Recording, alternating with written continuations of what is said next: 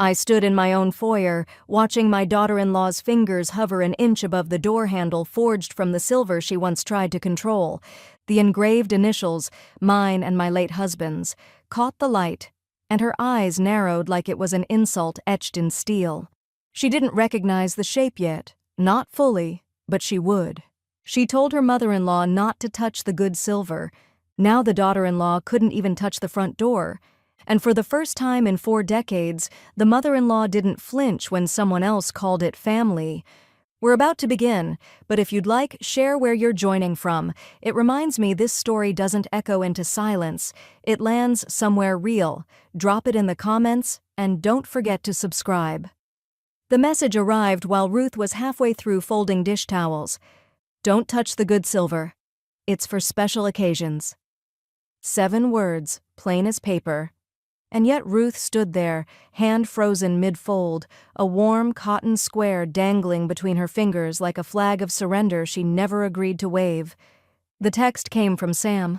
Of course it did, and sat smugly on Ruth's phone screen as if it had every right to dictate her life. Ruth's first instinct wasn't anger, it was disbelief. She looked up, slowly, at the hutch across the room. The glass-paneled cabinet had sat in that same corner for nearly 40 years, oak polished smooth by time and care. Behind its doors, nestled in velvet-lined drawers, was the Ellis silver set, a wedding gift from Harold's mother, passed down when they bought the house.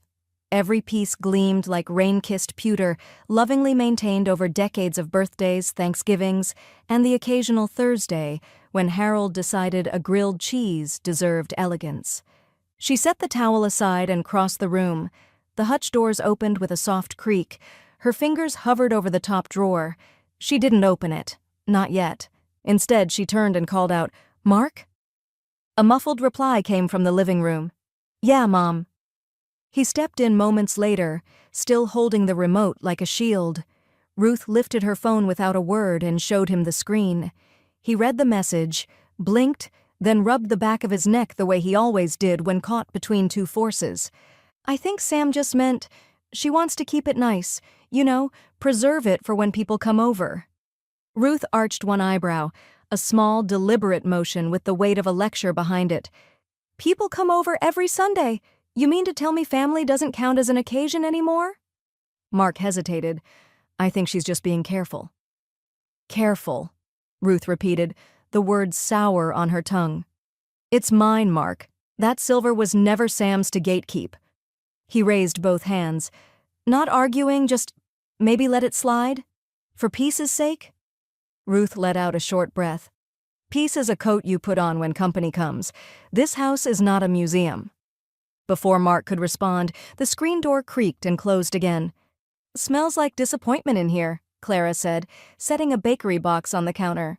She peeled off her sunglasses with the flair of a woman who never apologized for arriving unannounced. Mark gave her a nod and slipped out quickly. Ruth took one of the scones Clara brought, lemon poppy seed, and poured 2 coffees. The kitchen filled with the quiet clinks and clatter of mugs and sugar spoons. "So," Clara said, watching her carefully, "what did Samantha do now?" Ruth didn't speak right away. She retrieved the phone from the counter and handed it over. Clara read the message in one sweep, then set the phone down as though it had insulted her personally. "Oh, no, that's not a suggestion. That's a command." Ruth nodded. "Apparently I need clearance now to touch what belongs to me." Clara took a long sip of her coffee, eyes narrowed.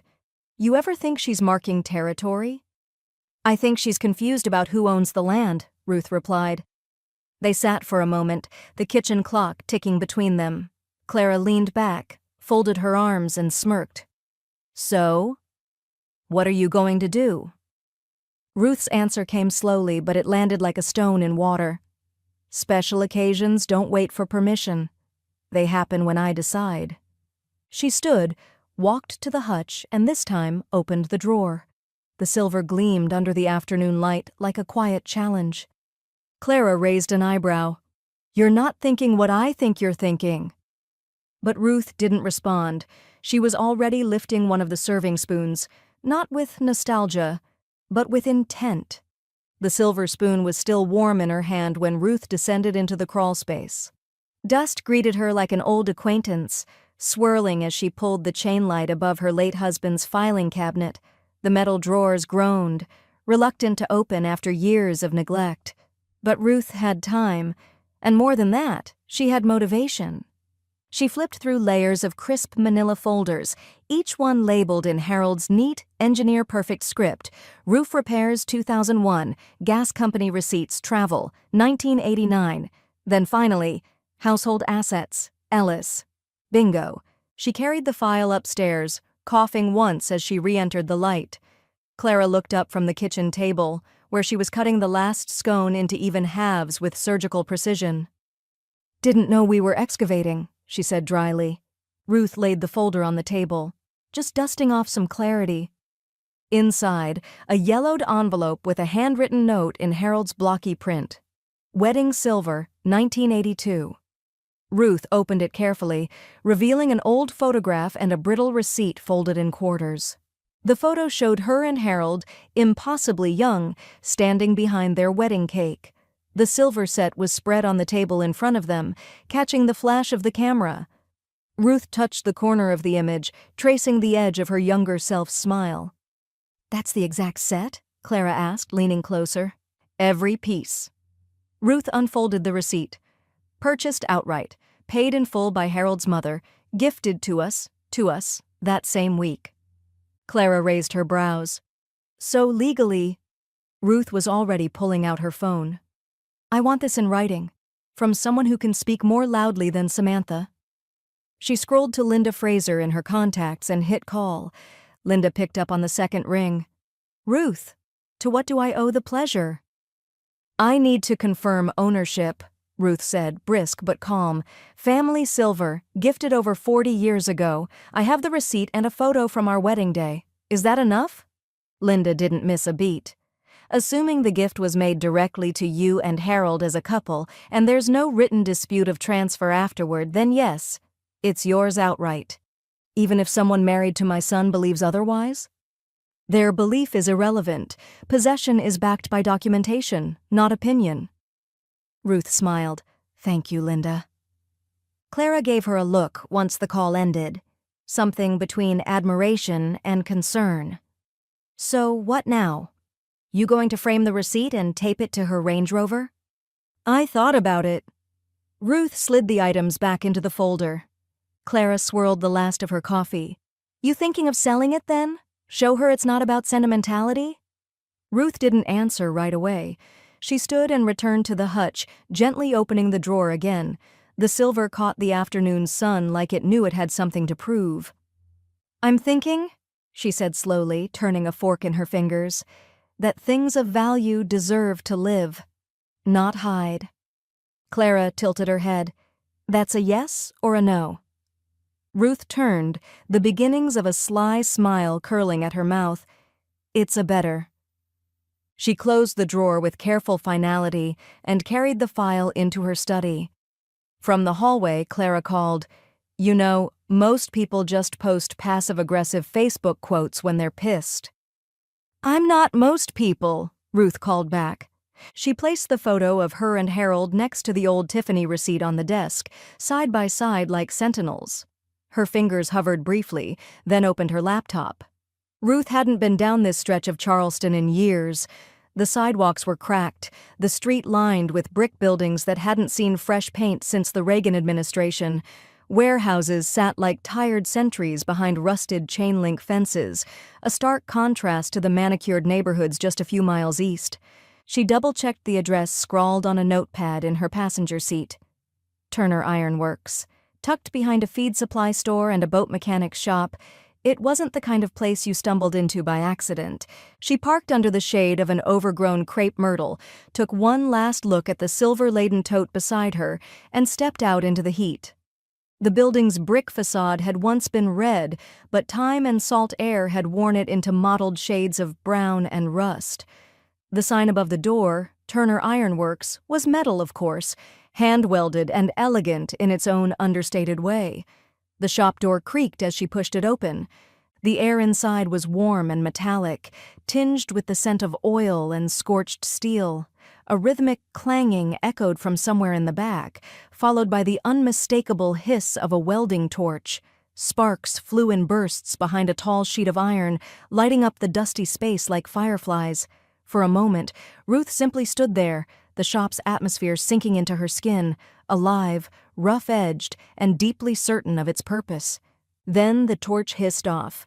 Footsteps approached, slow and deliberate. Jack Turner appeared from behind a heavy curtain of chain links, his protective visor still pushed up over his forehead. He was taller than she expected, broad in the shoulders, his sleeves rolled to the elbows. His hair was streaked with gray in a way that looked more like metal than age, and his beard was neatly kept. Practical, not vain. "You must be Ruth," he said, wiping his hands on a thick shop rag. His voice had a gravelly kindness to it, the kind that came from years of smoke, salt air, and not wasting words. "I am," she replied, gripping the leather handles of her tote more tightly. "You're Jack?" "Last time I checked," he said with a slight grin. "You said on the phone you had something unusual." She stepped forward and set the tote down on a wide metal table. As she unzipped it, the old velvet pouches rustled softly, revealing rows of gleaming sterling silver. The set caught the ambient light in a way that made it look almost lit from within. Jack leaned over, studying the pieces with a reverence she didn't expect from a man who spent his days melting metal. "Real silver," he said quietly. "Old, too. They don't make it like this anymore." "No, they don't," Ruth said, "and I don't intend to let it sit in a drawer another day." Jack looked up. "You want to sell it?" She shook her head. "I want it transformed into something no one can ignore." Her hand slipped into her purse and produced a piece of paper, folded in thirds. When she opened it, a pencil sketch stretched across the page.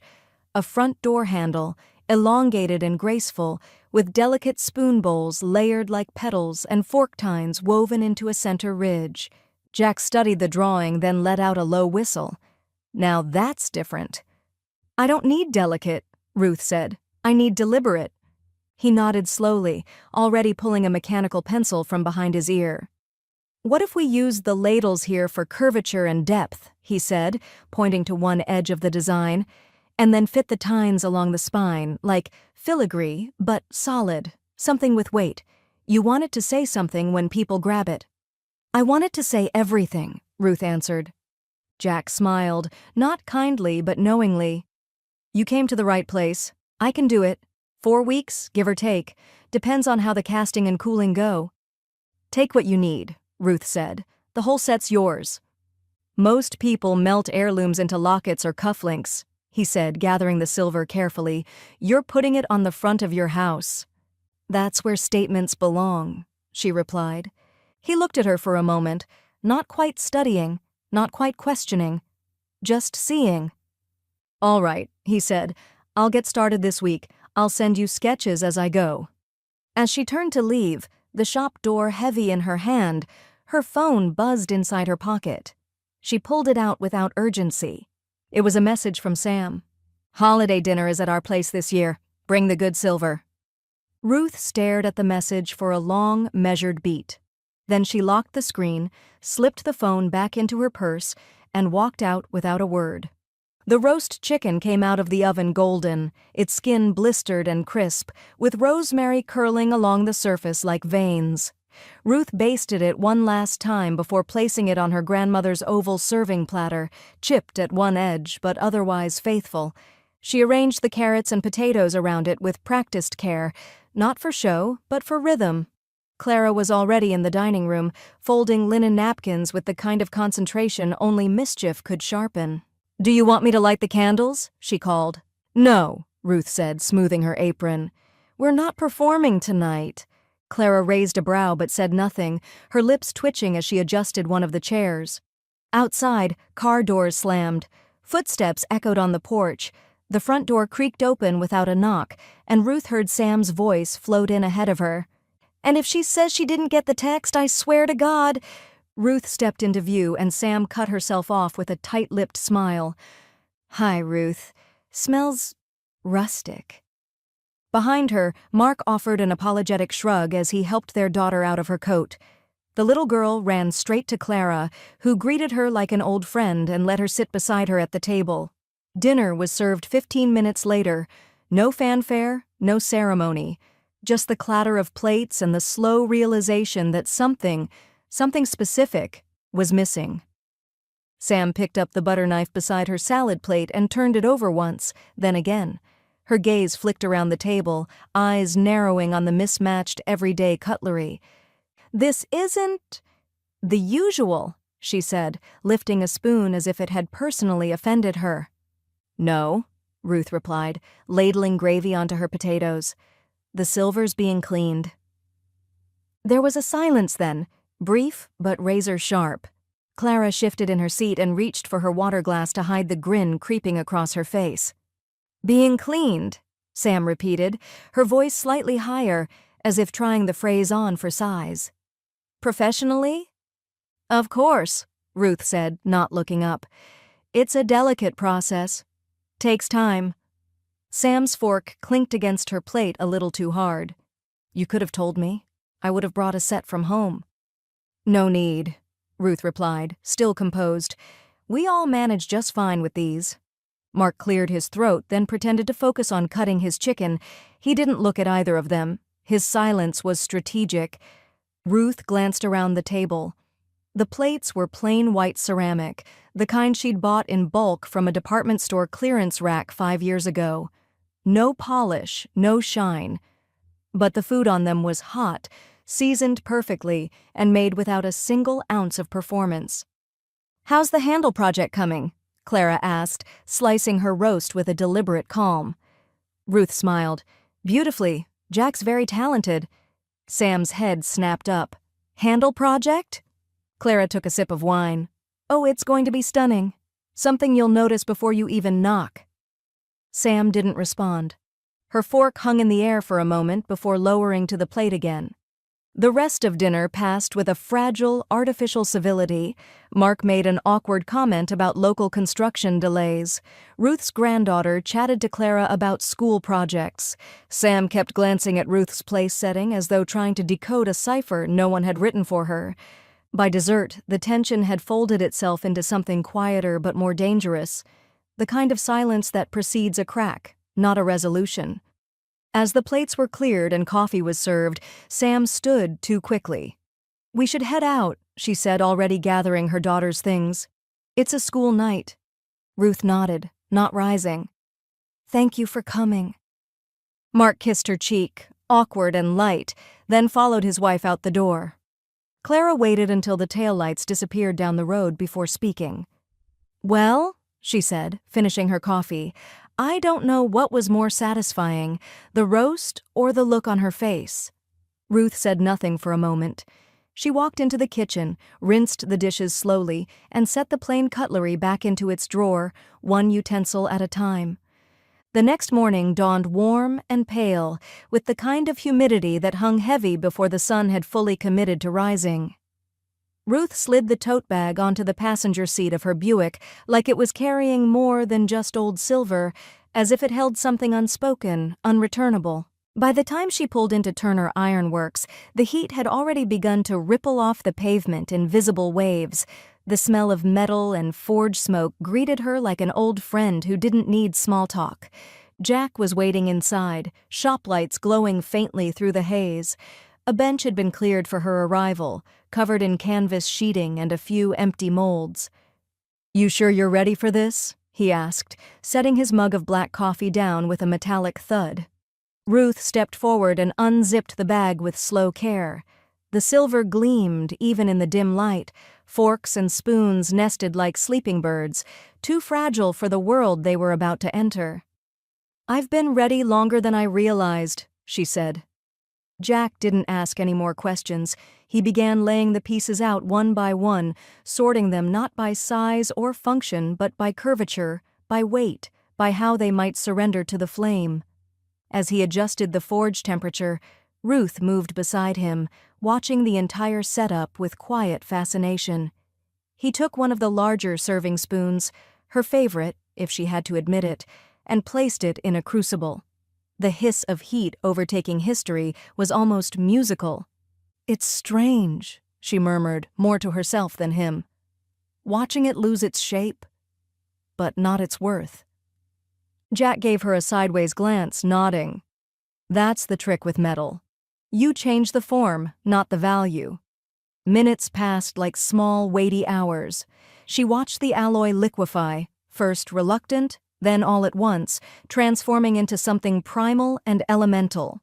Jack poured the first mold carefully, steady as a surgeon. The liquid silver slid into the carved cavity with precision, and Ruth felt her spine straighten with something she hadn't expected: pride. "Want to see the first cast?" he asked, once it had cooled enough to reveal its shape. She followed him to the work table, where he gently lifted the mold open. The handle was still rough, unfinished, but already bore the beginnings of its intended grace. The spoons layered like overlapping petals, the tines forming a spine down the center. But it was the detail on the bottom edge that caught Ruth's breath. A faint, intentional engraving, EE, her and Harold's initials hidden in the curl of the handle's base. She didn't say anything. She simply nodded once, as if to seal something silently between her and the metal. At that moment, the shop door creaked, and Clara walked in carrying 2 iced coffees in one hand and her phone in the other. "I brought caffeine and curiosity," she announced, stopping when she saw the half-formed handle on the table. "Well now, that's not just beautiful, that's pointed." Ruth smiled. "Take a picture. For the file dot." Clara didn't ask what she meant by the file. She just pulled out her phone, snapped a few detailed shots, and sent them straight to Ruth's inbox. "I know someone who'll want documentation," Ruth added, "just in case Samantha gets clever." "I'll call Linda," Clara said, already pulling up the contact. "You want her to put something in writing?" "Ownership, transformation, value. The works," Ruth replied. Jack stood quietly nearby, wiping silver dust off his hands with a cloth, letting the women talk like generals finalizing a treaty. And then, right as Clara ended the call, Ruth's phone buzzed. Sam Ellis. The name glared across the screen, stark and unwelcome. Ruth answered without hesitation. "Hello?" Sam's voice came fast, clipped. "I need the silver. I'm hosting the formal holiday dinner. We agreed last year that it would be at our house. I want the real stuff on the table, Ruth." There was a long silence. Ruth could feel the warmth of the silver mold radiating beside her, a literal monument to the very thing Sam had tried to control. "Sam," she said, her voice quiet but deliberate, "the silver isn't available anymore." "What do you mean? It's mine now, too." Ruth didn't respond. She simply looked at the still glowing piece of metal on the table in front of her, reshaped, reimagined, and absolutely, irrevocably hers.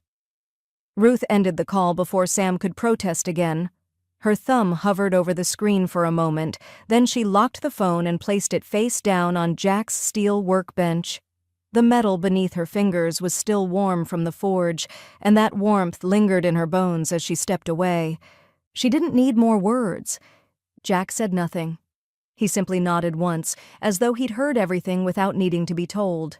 Then he reached for the next handful of silver and began arranging it for the next melt. The hiss of the forge filled the space between them like punctuation. Declarative, final. Back home, Ruth washed her hands slowly in the kitchen sink. The windows were open, the sound of cicadas thick in the summer air. Clara sat at the table with her reading glasses perched halfway down her nose, flipping through a glossy gardening magazine but not really reading it. "She called," Ruth said simply, drying her hands with a towel. Clara didn't look up. "I figured. She wants the silver." Now Clara looked up over her glasses and raised an eyebrow. "She's got nerve, I'll give her that." "She thinks I'm hiding it." "Well, she's not wrong," Clara said, snapping the magazine closed. "But hiding implies shame. You're staging a full-blown exhibit."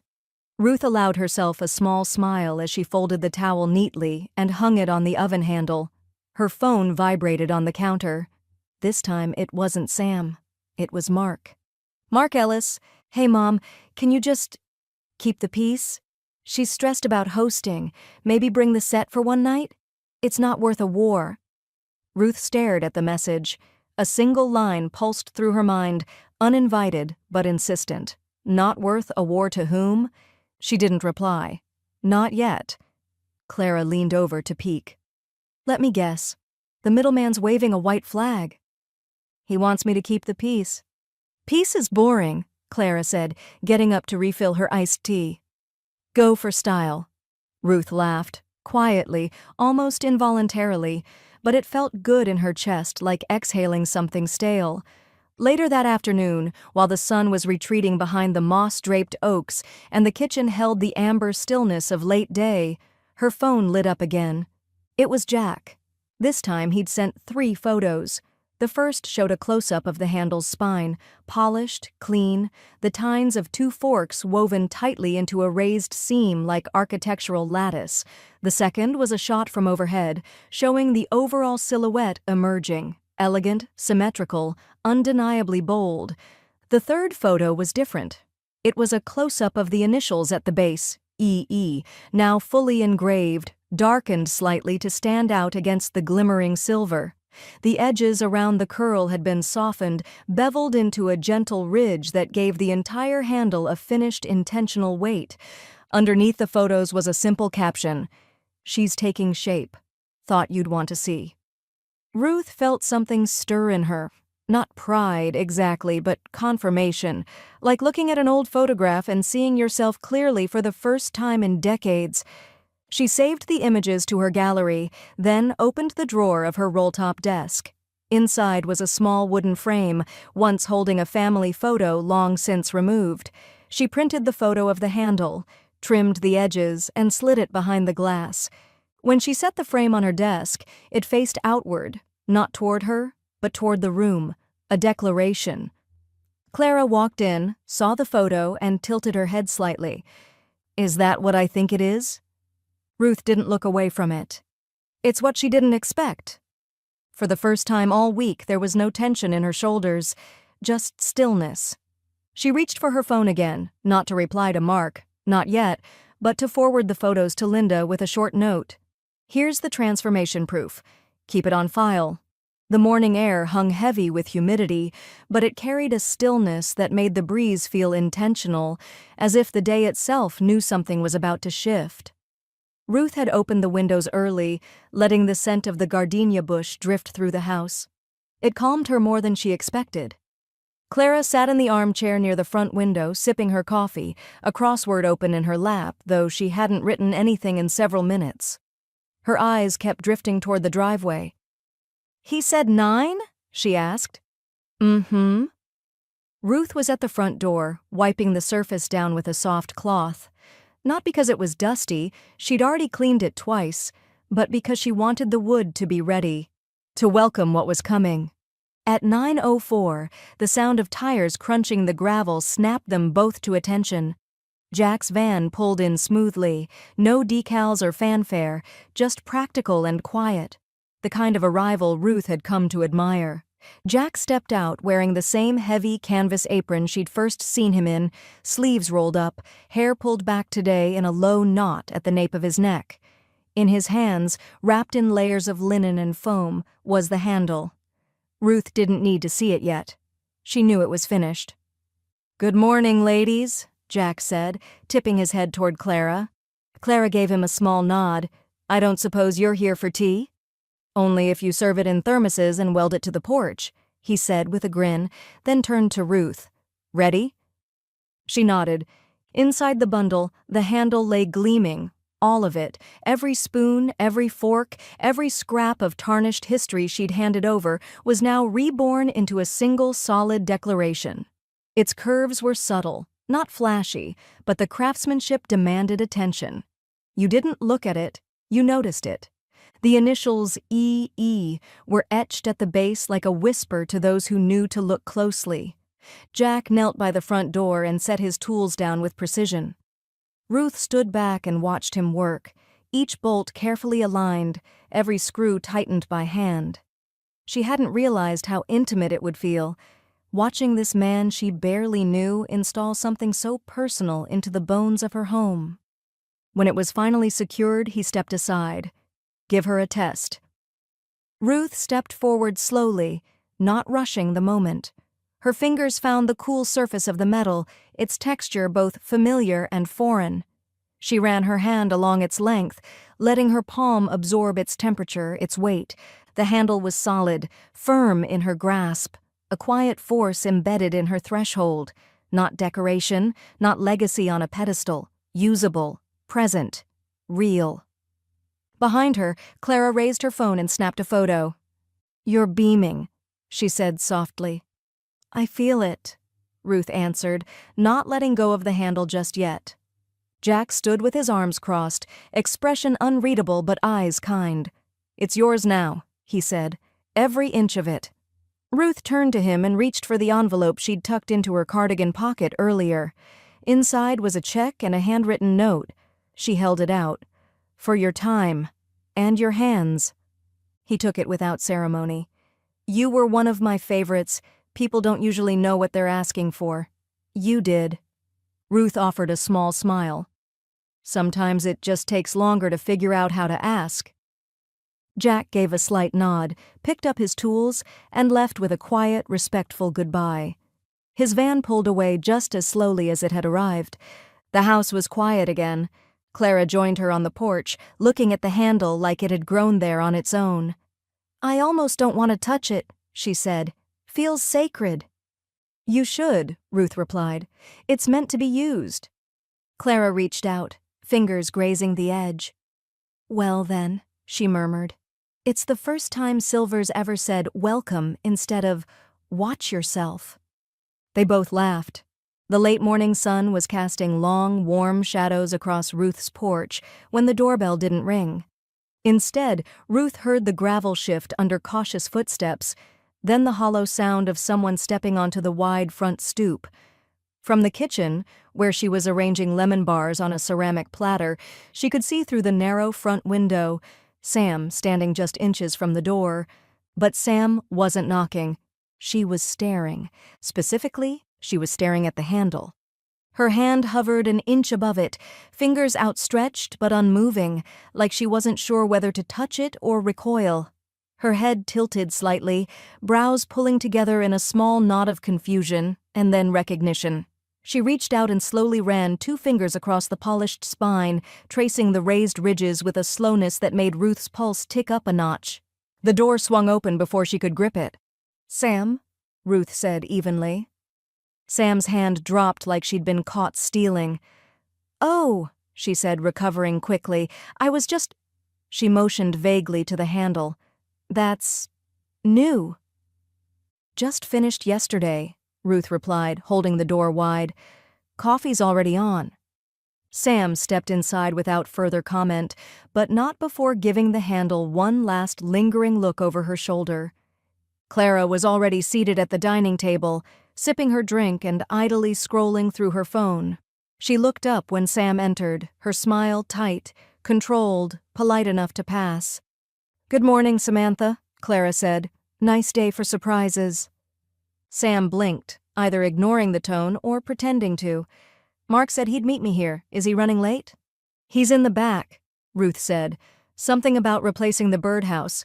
He'll be in shortly." They sat. Ruth poured the coffee, dark roast her preferred, and passed the lemon bars across the table. Sam took one but didn't eat it. Her eyes kept drifting involuntarily toward the door, toward the handle. "So," she said finally, after several sips, "what exactly is that?" "On the door?" Clara looked up sharply from her cup, interest piqued. Ruth didn't rush her answer. "A custom piece," she said. "I commissioned it." Sam's smile was brittle. "From that metalworker, the one Clara mentioned?" "Yes," Ruth replied. "Jack Turner. He does architectural work. Quite skilled." "Huh," Sam said, staring into her coffee as if it might provide more satisfying answers. "It looked familiar. The way it curves." "I imagine it does," Ruth said calmly, not looking away. Sam's fingers tightened slightly around her mug. Mark walked in at that moment, shaking sawdust from his sleeves and wiping his hands with a rag. "Hey, sorry I'm late," he said, leaning down to kiss his wife's cheek. That old feeder finally fell apart. He reached for a lemon bar and took a bite before sitting down, utterly oblivious to the current beneath the table. "This coffee's good, Mom," he said, chewing. "Handle looks great too, by the way. You finally got it installed?" "I did," Ruth said. Jack was efficient, thoughtful, exact. Sam flinched just slightly at the last word, then smiled without humor. "Well, I suppose everyone's putting their energy somewhere these days." Clara's mouth twitched, but she stayed silent, tapping her spoon against her saucer. The conversation drifted, meandering through the usual pleasantries. The weather, the city council's recent ban on gas leaf blowers, the mayor's unexpected resignation. But every few minutes, Sam's gaze would snap back to the front door. Her thoughts weren't in the room. Ruth noticed. Clara noticed. Mark, predictably, did not. Eventually, Clara stood up and smoothed the front of her blouse. "I'll take my coffee outside," she said. "It's a little too warm in here." She stepped onto the porch with a graceful swiftness, and once the screen door swung shut behind her, a distinct snort of laughter followed, brief and stifled, but unmistakable. Ruth sipped her coffee, unbothered. "She finds a lot of things amusing lately," she said mildly. Sam said nothing. The silence that lingered after Clara stepped out stretched longer than polite conversation allowed. Ruth didn't bother filling it. She sat with her coffee balanced in one hand, her other resting casually on the tablecloth, her posture relaxed in a way that always made Sam a little uneasy. Across the table, Sam picked at the edge of her napkin, her fingers tense, restless. She glanced toward the door again, not subtly, and then back at Ruth. "So, what was it made from exactly?" she asked, voice light, measured, as if she were genuinely curious. Ruth tilted her head slightly, offering a smile that didn't quite reach her eyes. "It's the silver you told me not to touch?" For a beat, nothing moved.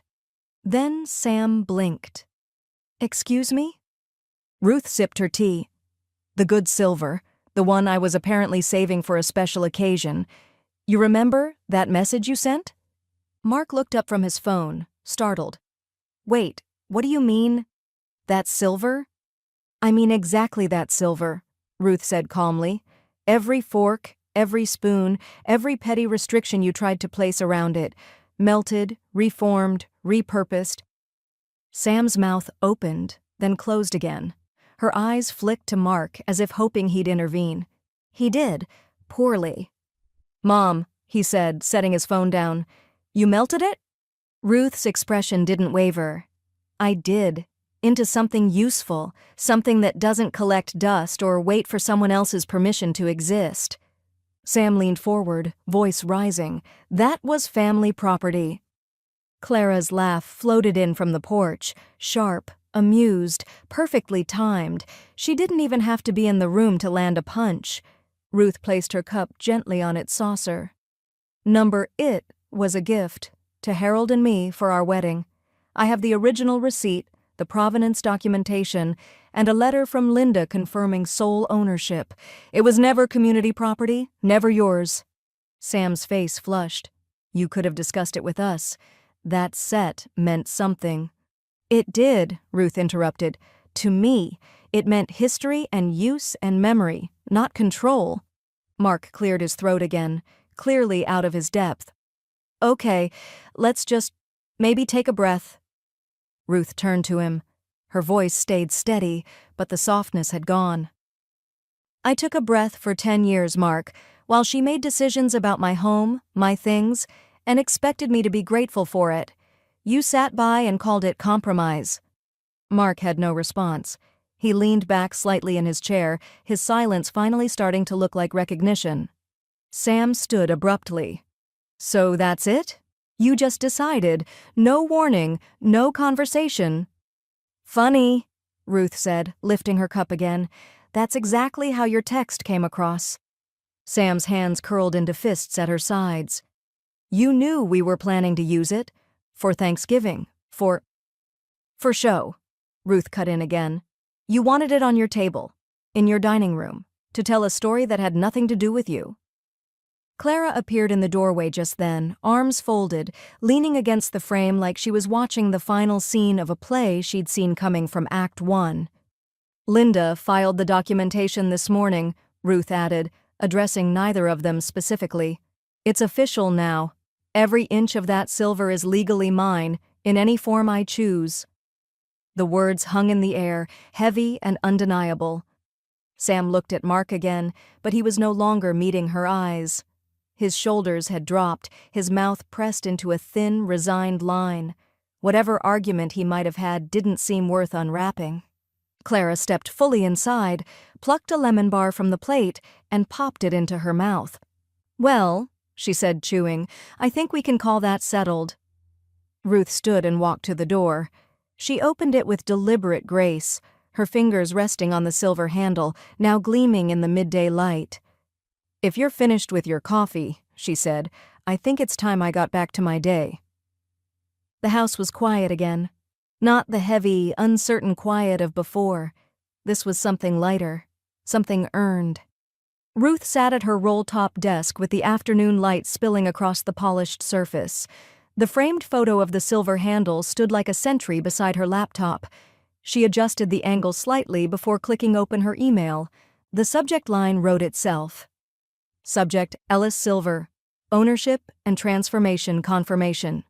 She attached a PDF with scanned copies of the original receipt, wedding photo, and a notarized letter from Linda. Below that, she added high-resolution photos Clara had taken of the handle, detailed shots that showed every curve, every weld, and the engraved initials that had already outlasted a generation's entitlement. No explanation, no justifications, just the facts. She hovered over the recipient's field for a moment before typing them in mark.ellis@email.com, samantha.ellis@email.com. Then she hit send. Across the hall, Buddy the cat yawned from under the windowsill, stretched, and went back to sleep. Outside, the gardenia bush stirred in a soft breeze, its fragrance lifting through the air like punctuation. Ruth leaned back in her chair and waited, not nervously, not impatiently. She had planted the flag, let the silence do its work. It took less than an hour. Her phone buzzed. One new email from Mark Ellis.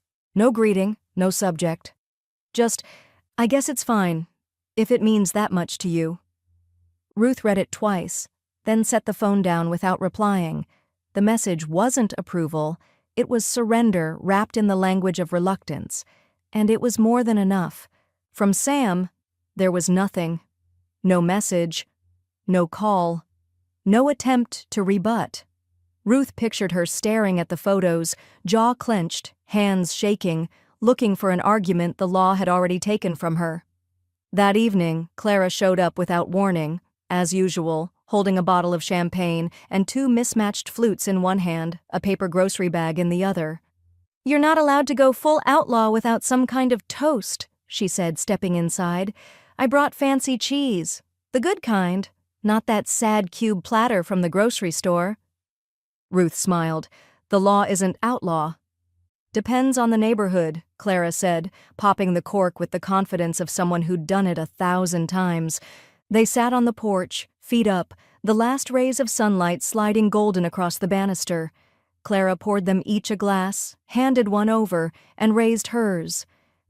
To making things useful again, she said, and to using the law like a letter opener. Ruth clinked her glass against hers. To not waiting for permission. They drank in silence for a while, the kind that needed no narration. Later, after Clara left, Ruth stayed outside. The porch light hadn't come on yet, and the silver handle caught what little dusk remained, glinting softly like it was holding on to something just a little longer than necessary. She rose and retrieved a soft polishing cloth from the drawer beside the entryway. With slow, careful strokes, she ran it along the handle. Not to clean it, not really. It was already spotless. But to feel it, to make contact. The silver warmed under her hand, solid, true. Inside the house, her phone buzzed again. Not an email this time, but a text from Linda. "It's done. The full paperwork's registered with the county. Her name's nowhere near it." Ruth typed back 2 words. "Thank you." She looked at the door once more, her fingers grazing the monogram at the base. The photographer arrived on a Wednesday morning, just after 9, dressed in linen and carrying a camera with a lens so large, Ruth felt it might belong to a wildlife crew rather than a neighborhood magazine. He was polite, efficient, and clearly charmed by the house before he'd even crossed the threshold.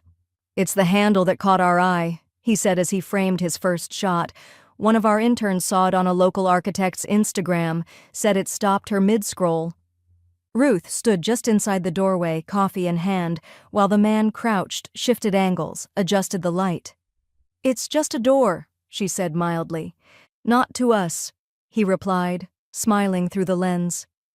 "This kind of work, it speaks. There's history in the metal. You don't see that often anymore." The shoot took less than 20 minutes. He snapped wide shots of the entryway, close-ups of the etched initials, a few candids of Ruth herself, standing with the door cracked open, hand resting just so on the curve of the handle. When he was finished, he asked for her name, the artisan's name, and a short quote. "Why did you commission it?" Ruth considered that for a moment, then she said, "Because sometimes usefulness is the best form of remembrance."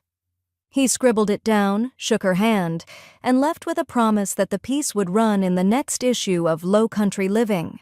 By the following Tuesday, it was on stands across Charleston and delivered to half the mailboxes in Ruth's neighborhood. The title ran across the top in elegant serif font, "Silver lining, a Charleston woman turns history into art." The photos were beautiful. The article was brief but reverent. It mentioned the craftsmanship, the quiet elegance of the design, the personal touch of initials. There was no drama, no allusion to its origin story, just a graceful telling of transformation. Ruth clipped the article and laid it flat on the kitchen counter, smoothing the crease. That afternoon, neighbors began to appear. Margaret Phelps from 2 doors down came by with a loaf of cranberry bread and a warm, "You've always had an eye, Ruth." Mrs. Atwell, who barely spoke unless it was HOA related, stood at the end of Ruth's driveway and simply nodded toward the door. "It's beautiful," she said. "It feels permanent." Even the new couple who'd just moved in last month, the ones who drove the electric Volvo and wore wide-brimmed hats unironically, rang the bell just to ask for the metalworker's name. Ruth accepted each compliment with quiet gratitude and a cup of coffee if they stayed long enough. Clara arrived last, already waving the article in one hand. "I bought 3 copies," she announced, stepping into the foyer. "One for your scrapbook, one for my scrapbook, and one in case Samantha accidentally sets the others on fire." Ruth laughed, genuinely, for the first time in days.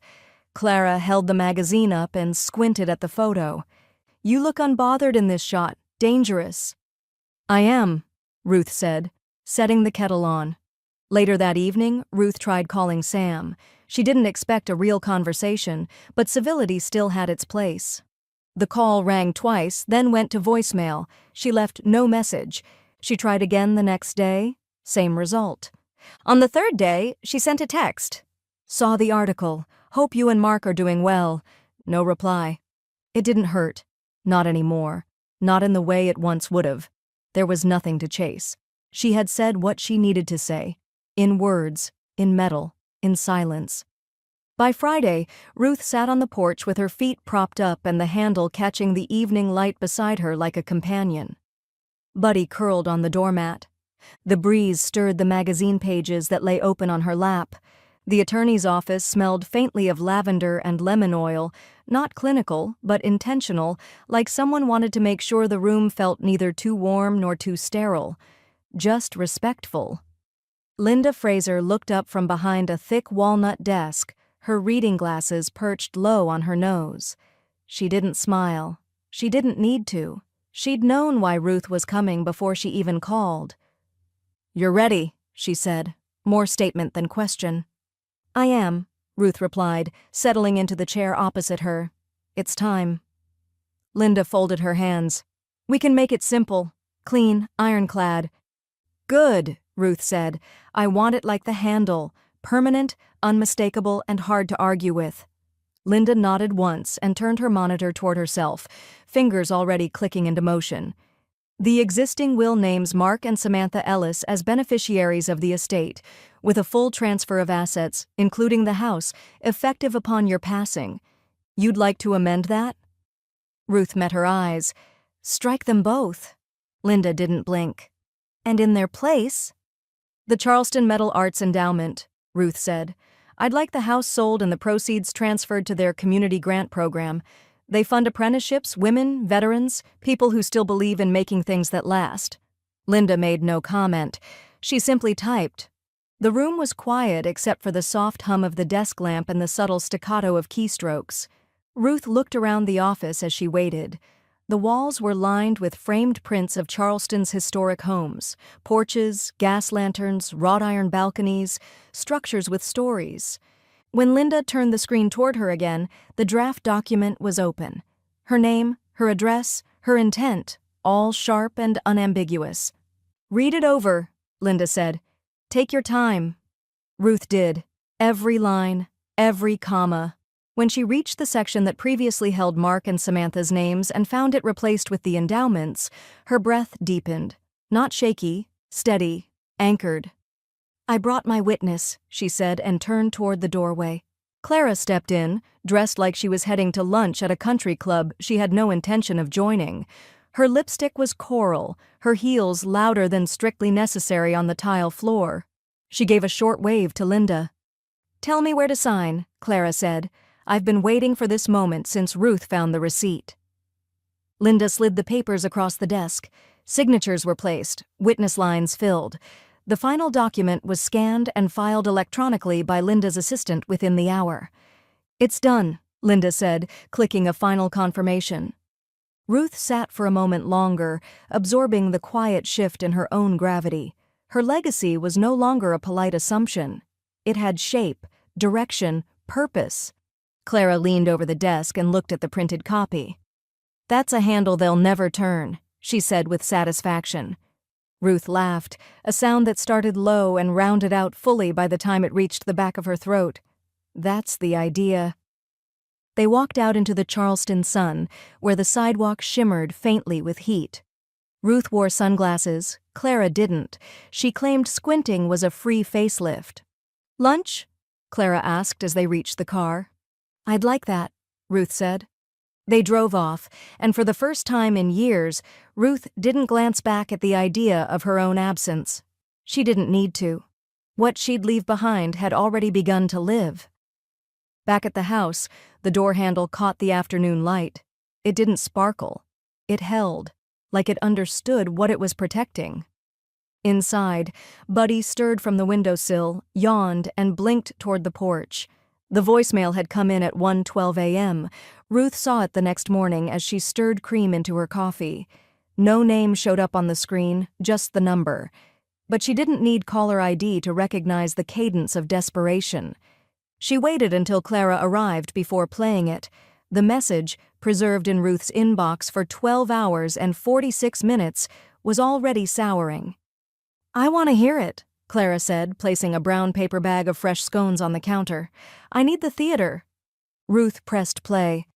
Ruth, it's Samantha. I don't even know what to say anymore. You've made your point over and over again. You've taken more than I thought you would.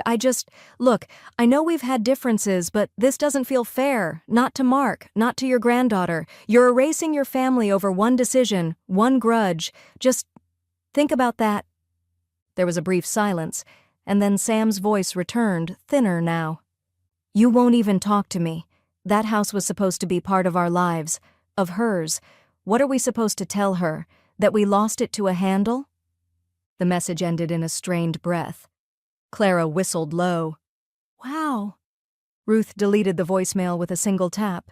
No hesitation, no ceremony.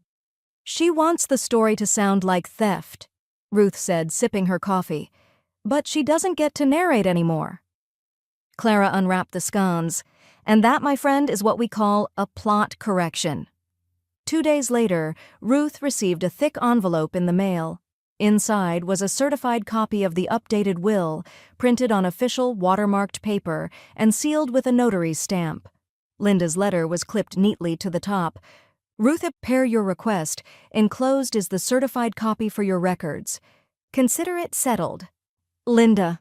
Ruth placed the letter on her office desk. Beside it, she laid the framed magazine article, the photo of the silver handle, and finally, the will itself, slid gently into a fresh brass frame she'd bought that morning at the hardware store.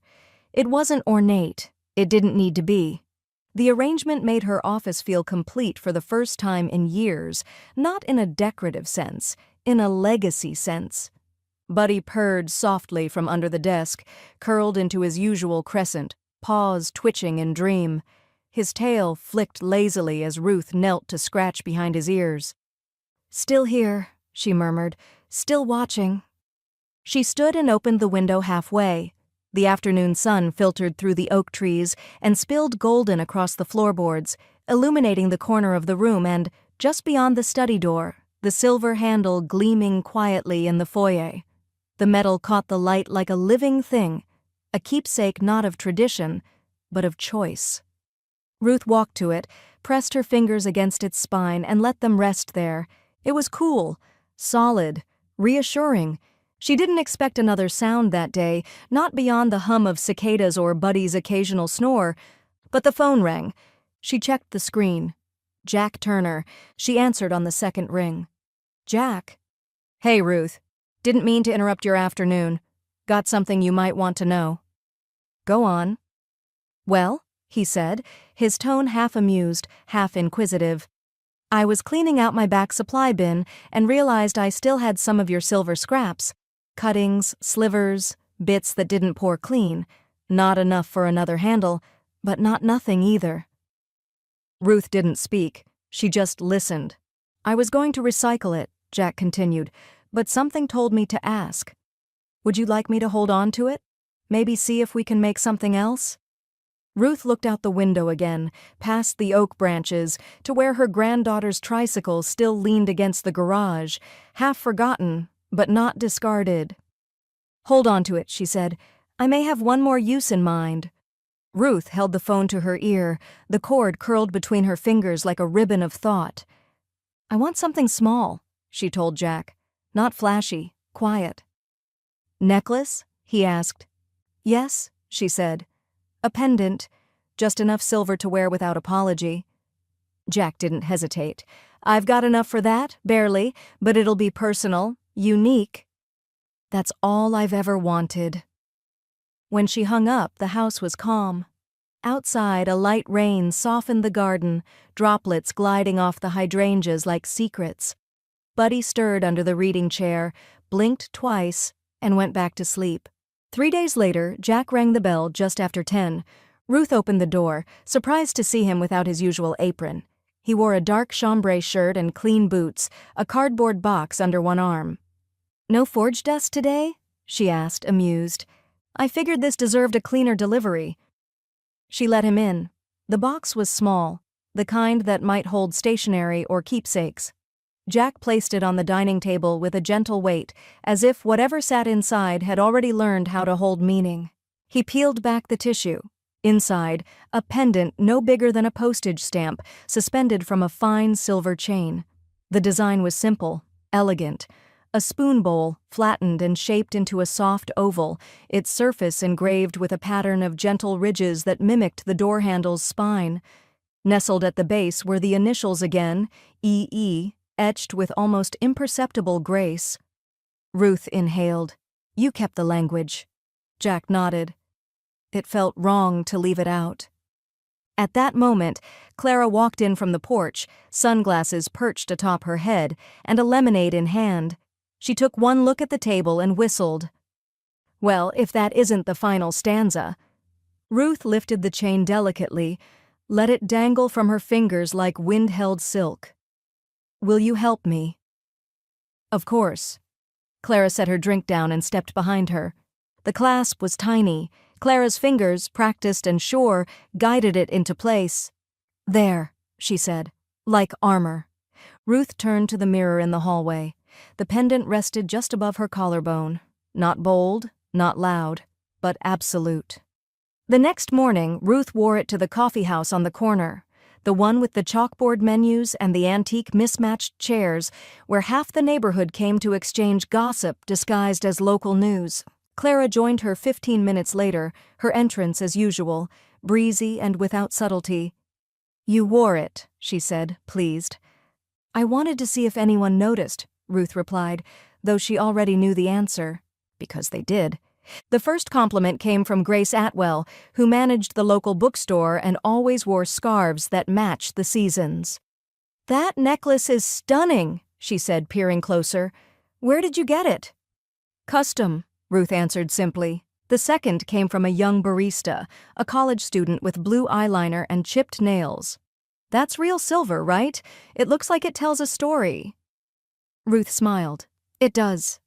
By the time Clara posted a photo, the two of them seated by the window, coffee mugs in hand, sunlight catching the pendant just right, the attention was sealed. The caption read, "Still sharp, still silver, still standing." That night, Ruth received a phone call. She didn't answer it. The next morning, she got a text. From Mark. "Sam saw the photo. She's upset again. Thinks you're trying to provoke her." Ruth didn't respond. Not immediately. She waited until the late afternoon, when the sun reached through the windows again and made the pendant flash like a second heartbeat. Then she replied with 3 words. It wasn't hers. She placed the phone face down and resumed polishing the frame on her desk, the one holding her will, beside the silver article, beside the handle photo. The museum of her becoming. Buddy jumped onto the desk without asking permission, curled beside the papers, and blinked at her. "Everyone wants a piece of the story," Ruth said softly, "until they realize they weren't the ones who wrote it." She touched the pendant again, then looked toward the door. Outside, the handle gleamed, unbothered. Inside, the silver pressed cool against her skin, and stayed. The sun rose without apology, bold and gold and wide across the Charleston sky, as if it had something to prove. Ruth stepped out onto the porch with a fresh cup of coffee in one hand and the quiet contentment of someone who no longer owed anyone an explanation. She wore linen, pale, comfortable, dignified, and her silver pendant rested against her chest like punctuation. The house behind her creaked faintly in the morning warmth, old bones stretching, familiar, steady. Her hand reached instinctively for the front door. The silver handle was cool to the touch. Always was, even under sun. She ran her fingers along the length of it, not to test it, not to check its shine, but simply because she could, because she wanted to. The curves had softened over time, not dulled, but settled. The initials at the base still caught the light if you looked closely, still whispered a history that only she and Harold had lived fully. She stood there a moment longer, fingers still on the handle, letting her weight rest in the small gesture. Then she turned and took her seat on the porch. Clara arrived 5 minutes later, holding 2 muffins in a brown paper bag and muttering about the line at the bakery like it was a personal affront. "I told them," she said, dropping into her chair, "if they ever get rid of the blueberry streusel, I'll stage a coup." Ruth handed her the spare mug. "And how did they take that?" "Like people who underestimate short women in wedges." Clara sipped. "They'll learn." They sat in companionable silence for a few minutes, feet stretched toward the banister, the sun inching its way across the porch floor. A jogger passed on the sidewalk, young, sweaty, earbuds in. She slowed for half a step as she neared the porch, her eyes flicking toward the handle. Clara caught it. "That's the 3rd one this week." Ruth nodded. "It doesn't ask for attention. It earns it." A dog walker followed, then a couple out for a stroll. Each one glanced, not obviously, not for long, just enough to acknowledge that something was different, something beautiful, something built to last. "I used to hate this porch," Ruth said softly. "After Harold died, it felt like a stage, a place where people passed and expected you to wave, to smile, to carry on." "And now?" Clara asked. "Now it's mine." Clara didn't respond. She didn't need to. Ruth took another sip, the coffee just beginning to cool. A breeze lifted her hair and carried with it the faint scent of cut grass and gardenia. Her eyes wandered to the edge of the porch, to the spot where Harold used to stand when waiting for guests, or deliveries, or just for no reason at all. He'd lean on the railing with one hand and tap his ring against the wood with the other. Always the same rhythm. Always the same patience. "I think he'd like it," Ruth said, mostly to herself. "The handle?" "Number all of it." Clara reached over and gave her wrist a small squeeze. "He'd be in awe." "I think," Ruth said, smiling now, "he'd be relieved." They finished their coffee. The sun climbed higher. The muffins disappeared in stages. At some point, a breeze rattled the screen door slightly, but it didn't open. When it was time to go, Ruth stood and brushed the crumbs from her lap. Clara gathered the mugs. "I'll see you tomorrow?" Clara asked. "You always do," Ruth said, grinning. She turned to the door, and this time, as her hand met the handle, she didn't just hold it, she grasped it. Firm, present, like someone who knew the difference between inheritance and intention. The door opened easily. The house welcomed her in, not as caretaker, but as owner. And before she stepped inside, she turned back once more, letting the light catch the metal just so. "Some things," Ruth said aloud, "aren't meant to be polished and stored. They're meant to be held." Then she closed the door behind her, and it clicked with certainty.